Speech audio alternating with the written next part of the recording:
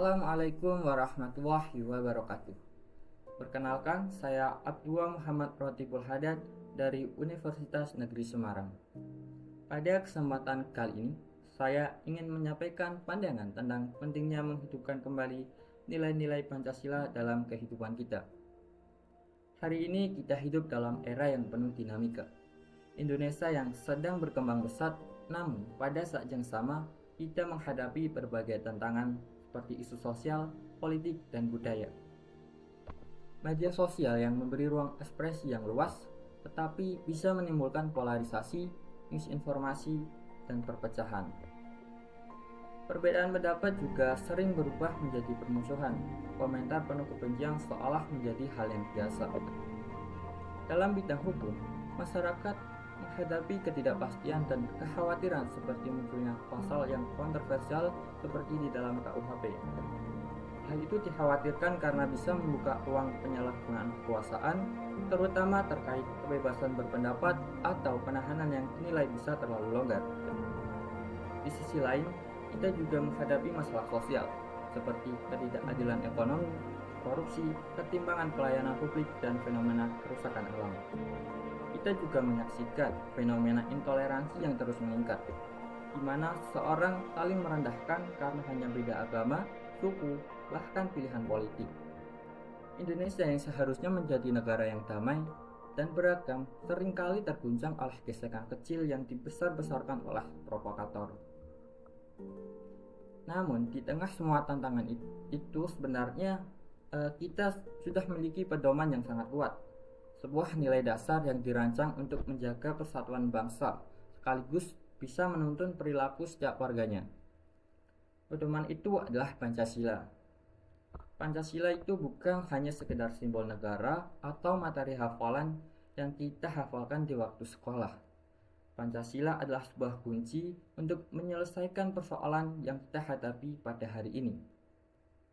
Seperti ketika intoleransi yang meningkat, sila pertama mengajarkan kita untuk saling menghormati perbedaan dan membangun kedamaian. Jika setiap orang benar-benar menerapkan nilai ketuhanan yang humanis, maka tidak akan ada lagi kebencian berbasis agama ataupun keyakinan. Lalu ketika kekerasan, rasisme, dan dehumanisasi terjadi, sila kedua mengingatkan kita bahwa manusia memiliki martabat yang sama. Dengan menegakkan nilai kemanusiaan, kita menolak segala bentuk perundungan, diskriminasi, dan ketidakadilan sosial. Lalu ketika bangsa terpecah oleh polarisasi politik dan hoaks, sila ketiga memanggil kita untuk kembali bersatu dalam perbedaan. Persatuan tidak berarti sama, tetapi memilih tetap berdiri bersama meskipun tidak sepaham. Dan ketika ruang demokrasi terancam oleh penyalahgunaan kekuasaan atau kebijakan hukum yang kontroversial, pada sila keempat menegaskan pentingnya musyawarah, dialog, dan kebijaksanaan. Nilai ini mengingatkan kita untuk berani bersuara, kritis, namun tetap beretika. Dan yang terakhir, ketika ketidakadilan ekonomi, korupsi, ketimpangan terjadi, sila kelima mengajak kita memperjuangkan keadilan sosial yang merata. Hal itu bukan hanya untuk diri kita sendiri, namun untuk seluruh rakyat Indonesia. Dengan kata lain, semua masalah bangsa hari ini seperti polarisasi, korupsi, penyalahgunaan kekuasaan, dan ketidakadilan sosial bisa kita jawab dengan menghidupkan kembali nilai-nilai Pancasila dalam kehidupan kita. Inilah saatnya kita menjadikan Pancasila bukan hanya slogan, bukan hanya dibacakan pada saat upacara, dan bukan hanya dihafalkan. Namun, Pancasila harus menjadi cara kita berpikir, bersikap, serta bertindak.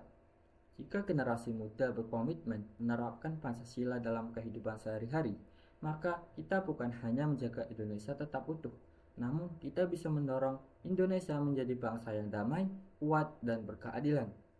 Jadi, mari kita hidupkan kembali nilai Pancasila dalam kehidupan sehari kita demi masa depan Indonesia yang lebih baik.